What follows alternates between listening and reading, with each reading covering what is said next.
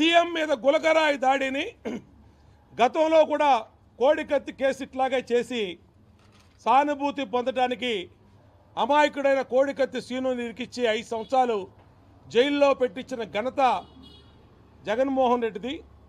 ఒక ముఖ్యమంత్రి మీద దాడి జరగటం కరెక్ట్ కాదు. అది గులకరాయి అవనండి, కంకర్రాయి అవనండి, కరెక్ట్ కాదని చెప్పి మేము ఎన్నికల సంఘానికి సిబిఐ కుమ్మని లెటర్ ఇచ్చాం. వేముల దుర్గారావుని 6 రోజుల నుంచి ఏమైపోయాడో కూడా తెలియదు, అసలు బతుకున్నాడో లేడో కూడా తెలియనటువంటి పరిస్థితి. ఈ పోలీసులు అతను ఉంచారా లేదంటే వివేకానంద రెడ్డి గారి లాగా ఇతను కూడా ఏమన్నా చేశారా? సమాధానం చెప్పు సిపి అని అడుగుతా ఉన్న విజయవాడ సిపి. నా మీద గనక తప్పుడు కేసులు గనక పెట్టాలని చూస్తే న్యాయ పోరాటం చేస్తాను, విడిచిపెట్టే ప్రసక్తి లేదు.